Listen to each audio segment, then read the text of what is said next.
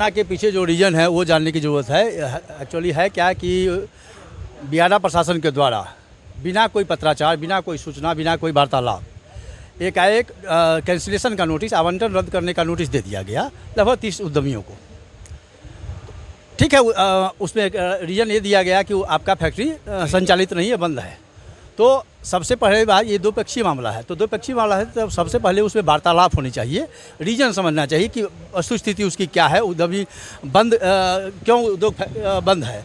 प्रश्न ये उठता है कि जो बियाडा के उच्चाधिकारी जो आए थे सर्वेक्षण करने के लिए, वो एक दिन में 8 घंटे के दरमियान 340 फैक्ट्री का सर्वेक्षण कर देते हैं और उसमें वो स्क्रूटनी कर लेते हैं कि फैक्ट्री बंद है। तो ये बड़ा सवाल उठता है कि 340 फैक्ट्री का कैसे वो एक दिन में कर लिए। बहुत सारा ऐसा भी है कि कुछ आदमी किसी का व्यक्तिगत कारणों से उस दिन फैक्ट्री बंद करके कहीं गया हुआ था, वैसे जो लोग चालू है जो फैक्ट्री, वैसे लोगों को भी दिया गया है।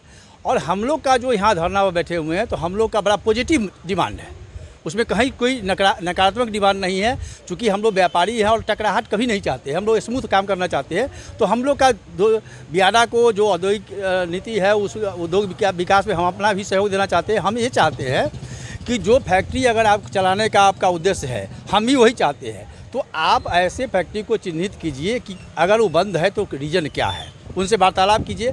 अगर कुछ ऐसे भी चीज़ है, जैसे सभी थोड़ा देर बताते हैं आपको, जैसे कि हमारा उम्र हो गया 50 साल, पिछले 25 सालों से मैं कर रहा हूँ, हमारा बेटा कल हो करके पढ़ लिख करके इस इंडस्ट्री को नहीं चलाना चाहेगा, तो हमारा तो बड़ा निवेश है। या तो हमको ट्रांसफ़र के लिए ऐसा सहूलियत दीजिए कि मैं किसी दूसरे को ट्रांसफ़र कर दूं, उसमें भी आप बड़ा सा फंडा रखे हुए हैं, 15% का डिमांड करते हैं कि हमको चाहिए।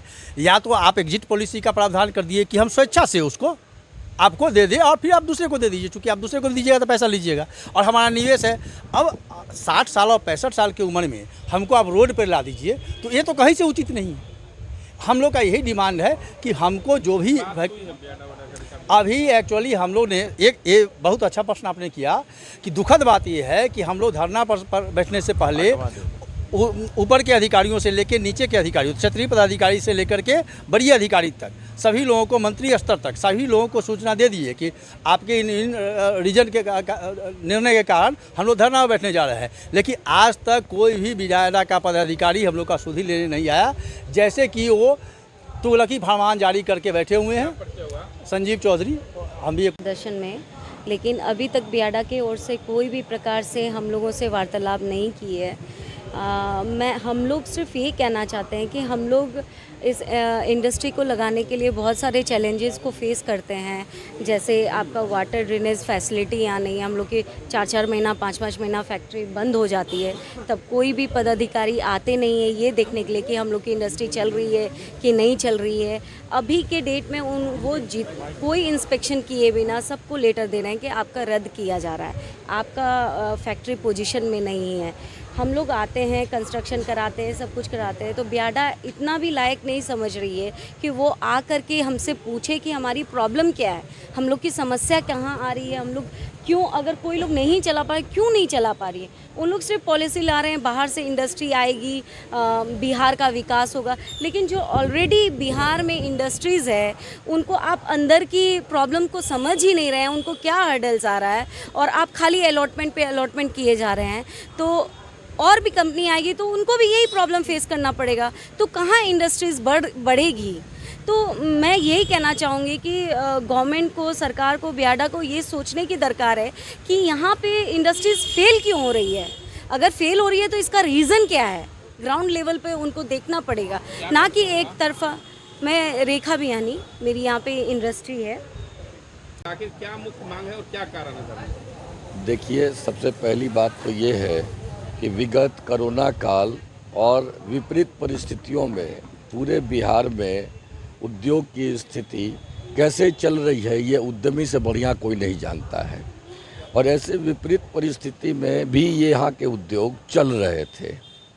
अचानक से एक अधिकारी आते हैं और जैसा कि अभी पूर्व वक्ता ने बताया कि उन्होंने 340 यूनिटों का सर्वेक्षण करके रिपोर्ट बना के उनमें 70% लोगों को ऐसा बताया कि वो नहीं चल रहे हैं और कैंसिल करने के प्रोसेस में डाल दिया।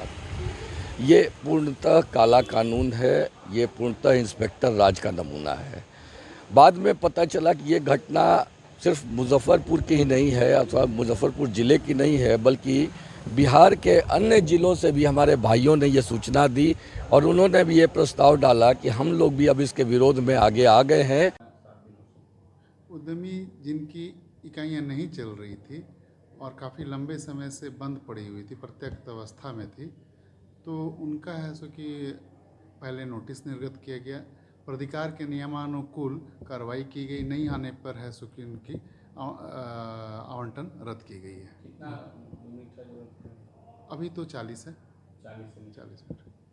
कानून का स्पष्टीकरण नोटिस कारण बताइए, सब कुछ नहीं दिया गया। नहीं, सारे को नोटिस गई है, अंतिम नोटिस तक प्रथम नोटिस गई है, द्वितीय में उनको अंतिम नोटिस गई है। अंतिम नोटिस है सो कि आने के बाद संतुष्टि नहीं हो पाई, उनका प्रत्युत्तर है सो कि ये नहीं रहा, उसके बाद फिर है सो कि उनको रद्द कर दिया गया।